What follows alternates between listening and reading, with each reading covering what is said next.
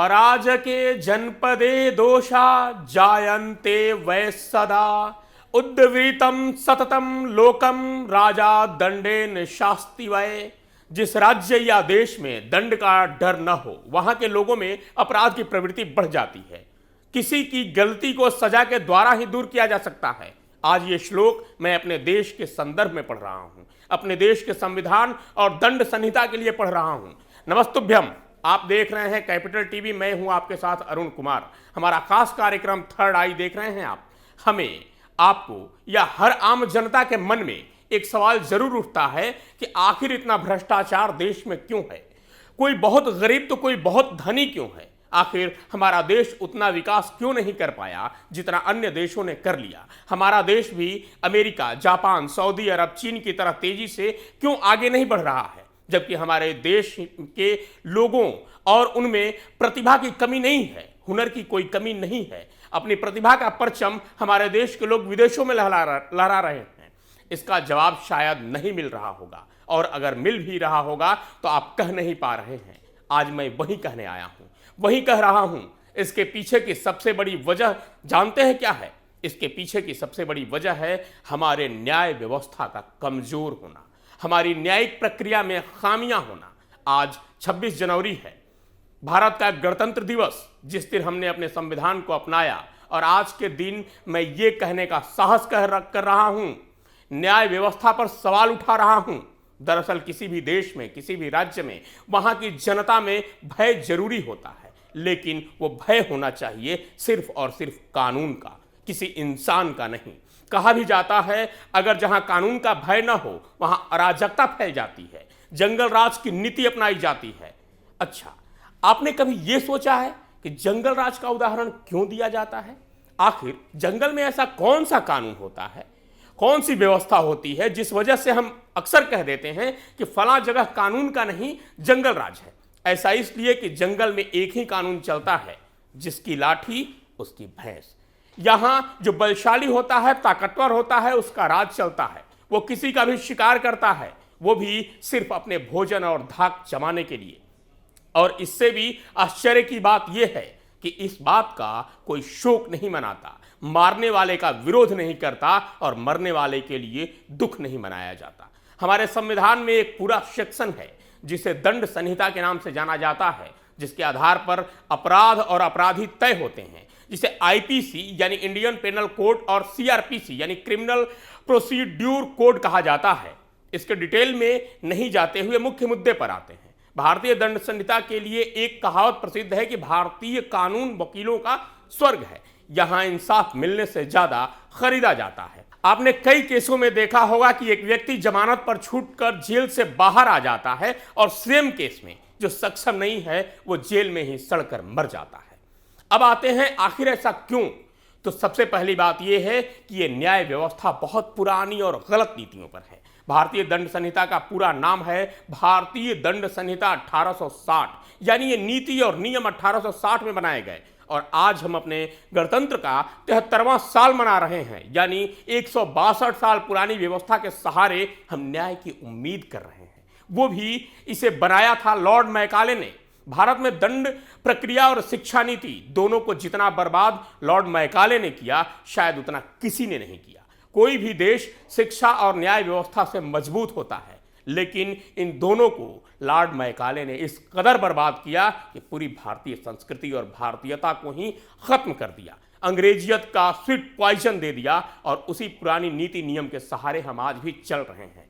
सबसे बड़ी समस्या यह है कि कोर्ट में मुकदमों, कार्रवाई और फैसलों की भाषा अंग्रेजी और उर्दू की खिचड़ी है, जिसे पढ़ने समझने के लिए हर किसी को वकील या दूसरे का सहारा लेना पड़ता है। जरूरत है इसे हिंदी माध्यम में करने की, ताकि आम जनता तक ये पहुंच सके।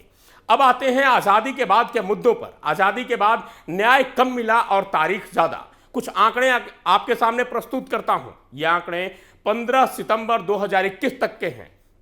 PRS लेजिस्लेटिव रिसर्च के मुताबिक देश भर के न्यायालयों में 15 सितंबर 2021 तक लंबित मामलों की संख्या 4 करोड़ 55 लाख से ज्यादा थी। इसमें सुप्रीम कोर्ट में 70,000 मामले लंबित हैं, हाई कोर्ट में लगभग 56 लाख मामले, सिविल कोर्ट और अन्य कोर्ट में लगभग 4 करोड़ केस पेंडिंग हैं। यानी कुल मिलाकर 15 सितंबर 2021 तक देश के कोर्ट में पेंडिंग केस का मामला करीब 4,56,70,000 है। इसके कई कारण हैं। पहला कारण है कोर्ट और जज की कमी। सुप्रीम कोर्ट में कुल जजों की संख्या 34 होती है, जिसमें कई पद आज भी खाली हैं। वहीं हाई कोर्ट में 1098 पद हैं, जिसमें लगभग 40% पद आज भी खाली हैं। वहीं सिविल कोर्ट और अन्य कोर्ट में 24,018 पदों में से लगभग 1/4 पद खाली हैं। दिसंबर 2019 तक देश में 4,08,000 कैदी जेलों में बंद थे, जिसमें 3,03,000 का मामला अंडर ट्रायल था। दुनिया की सबसे बड़ी अदालत इलाहाबाद हाई कोर्ट में तो पेंडिंग मुकदमों की संख्या लगभग 10 लाख है, जहां कई दशक पहले जज 160 पद स्वीकृत थे, लेकिन पूरी क्षमता कभी नहीं रही। यहां महज 100 जजों से ही काम चलता रहा। वहीं दूसरा सबसे बड़ा कारण है कानून का लचीला होना, जिसका फायदा आरोपी और वकील उठाते हैं। साल 2018 में सुप्रीम कोर्ट के जज डीवाई चंद्रचूड़ से एक वकील ने तारीख मांगी थी।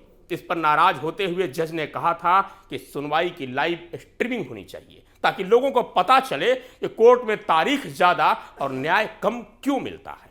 वकील ने कोर्ट से अगली तारीख की मांग की। जस्टिस चंद्रचूड़ ने जब कारण पूछा तो बताया गया कि दलील देने वाले वकील बीमार हैं, ऐसे में तारीख दी जाए।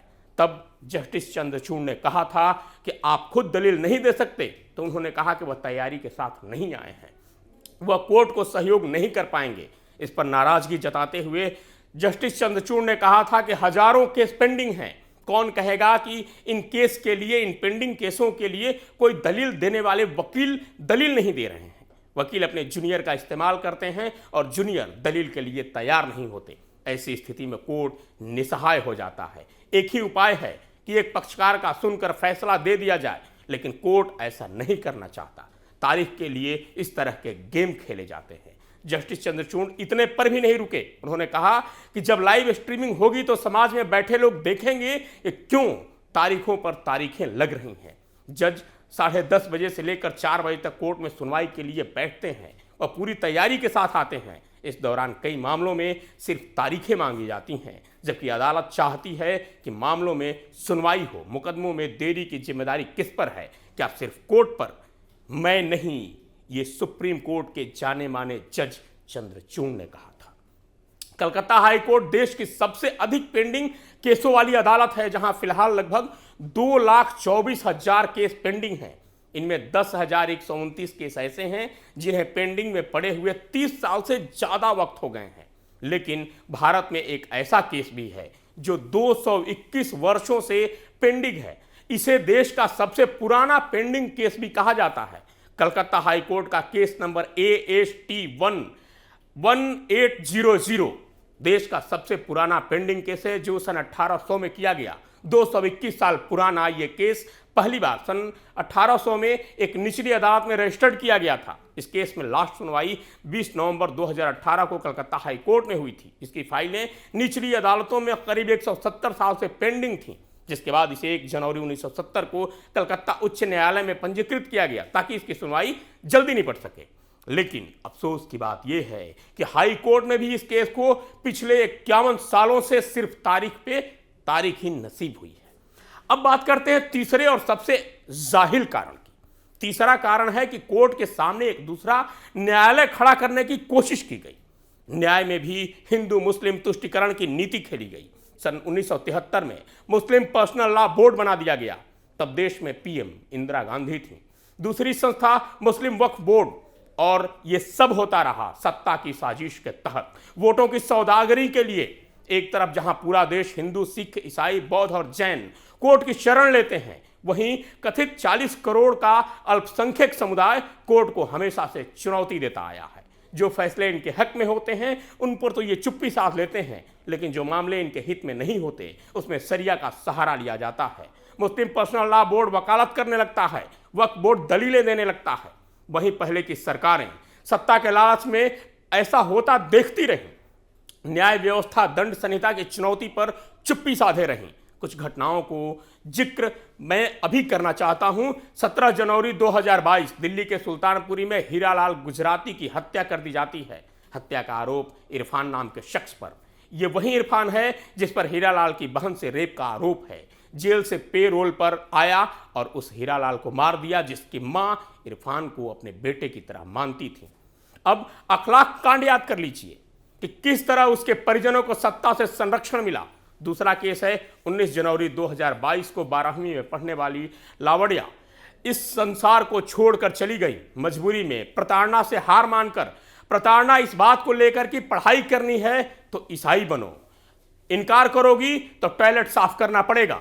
अब जरा याद कर लीजिए रोहित वेमुला कांड।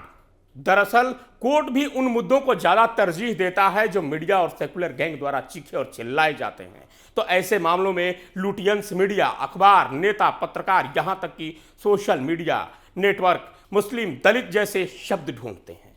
हाल फिलहाल की इन घटनाओं को न तो प्राइम टाइम में जगह मिली, न ही अखबार की सुर्खियां बनी और न ही सेकुलर गैंग ने चिखना चिल्लाना उचित समझा, क्योंकि यह मामला हिंदू से जुड़ा था। वहीं न्याय के मामले में महिलाओं की स्थिति काफी बुरी है, खासकर मुस्लिम महिलाओं की, क्योंकि इन्हें कोर्ट के बदले शरिया को सर्वशक्तिमान मानने की सलाह दी जाती है और शरिया साफ साफ कहता है कि मुस्लिम मजहब में महिला इंसान नहीं बल्कि भोगने की वस्तु है। इसलिए अगर देश को राष्ट्र बनाना है, विकसित बनाना है, तो पहले कानून व्यवस्था को मजबूत करने के लिए पहल करनी होगी। देश की सरकार से मांग कीजिए कि देश में जैसे right to information, right to education, right to food कानून है, वैसे ही राइट टू जस्टिस की व्यवस्था हो। यही नहीं बल्कि राइट टू इक्वल जस्टिस की व्यवस्था हो, क्योंकि देर से मिला न्याय अन्याय होता है और यह मूलभूत आवश्यकताओं में शामिल होना चाहिए, यानी बेसिक्स नीड होना चाहिए।